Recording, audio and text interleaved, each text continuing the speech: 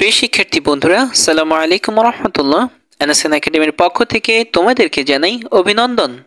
এখন আমরা দেখব তোমাদের বিজ্ঞান বইয়ের পৃষ্ঠা নং ৭১ এর সমাধান। তো চলো বন্ধুরা, আমরা দেখি তোমাদের পৃষ্ঠা নং ৭১ এর মধ্যে কি বলা হয়েছে। তো পৃষ্ঠা নং ৭১ এর মধ্যে আমরা দেখতে পাচ্ছি যে একদম টপে আমাদেরকে একদম শুরুতেই আমাদেরকে এই জিনিসটা ফিল আপ করতে হবে। তো যেহেতু এখানে কোনো ইনস্ট্রাকশন দেয়া নেই, তার মানে আমরা বুঝতে পেরেছি যে এটা হচ্ছে যে আমাদের আগের পৃষ্ঠার মধ্যে এটার ইনস্ট্রাকশনটা দেওয়া হয়েছে। তো চলো বন্ধুরা, আমরা দেখি ইনস্ট্রাকশনটা কি আছে। এই যে আমাদের পৃষ্ঠা নং ৭০ এর মধ্যে আমরা দেখতে পাচ্ছি যে এটার ইনস্ট্রাকশনটা বলা হয়েছে। তা আমরা যদি এটা পড়ি তাহলে দেখো কি বলা হয়েছে। এখানে বলা হয়েছে যে নিশ্চয়ই এতক্ষণে বুঝতে পেরেছ তামা প্যারেকের মধ্যে দিয়ে বিদ্যুৎ প্রবাহিত হতে পারে বলে বাল্বটি জ্বলছে।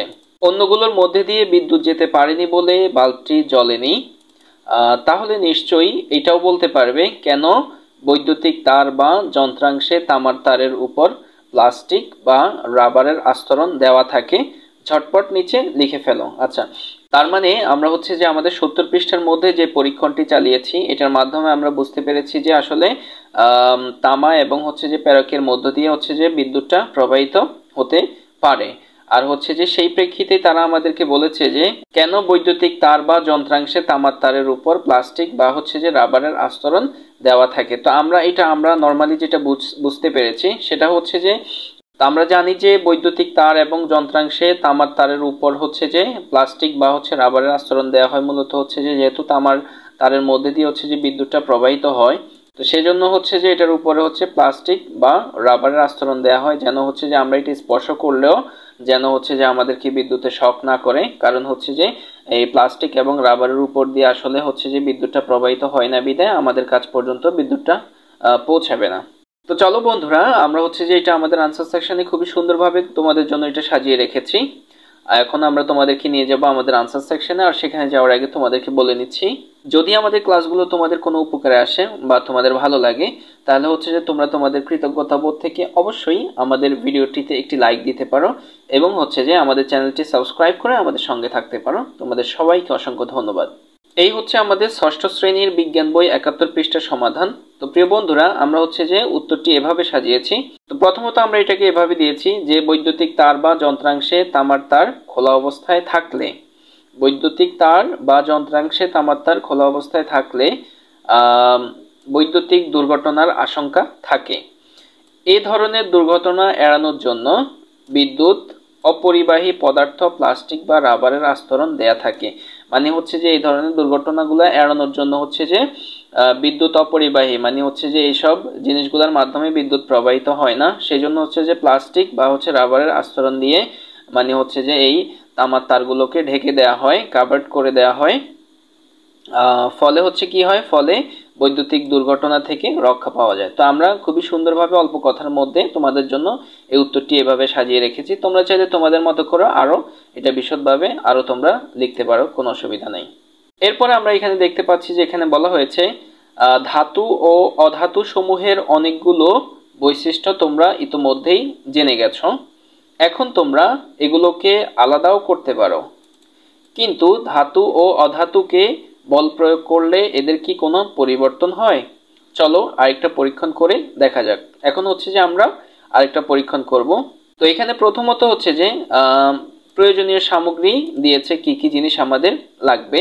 তো এখানে হচ্ছে যে এই পরীক্ষা করতে লাগবে একটা অ্যালুমিনিয়ামের প্লেট লাগবে ও এক টুকরো কয়লা লাগবে। নিজেদের বাসা থেকে এগুলো নিয়ে আসতে পারো। বাবা মায়ের কাছ থেকে চেয়ে আনতে হলে পুরনো ব্যবহার হয় না এমন প্লেট আনলে ভালো। মানে হচ্ছে প্লেটটা যে আনবা সেটা হচ্ছে যে পুরনো প্লেট আনবা, যেটা ব্যবহার হয় না এখন আর। কেন তা একটু পরেই দেখবে, মানে কেন পুরাতন প্লেট আনবে সেটা হচ্ছে যে একটু পরে দেখবে। আচ্ছা, এরপরে বলা হয়েছে যে এখানে যা করতে হবে, তা আমাদের এখানে কি করতে হবে, আমাদের হচ্ছে যে এখানে করতে হবে এবার এগুলো মেঝেতে রেখে হাতুড়ি দিয়ে আঘাত করো। ও মাই গড।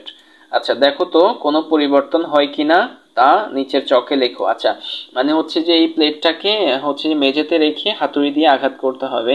সাংঘাতিক ব্যাপার, তাহলে তো এই প্লেট আর বাসায় নেওয়া যাবে না।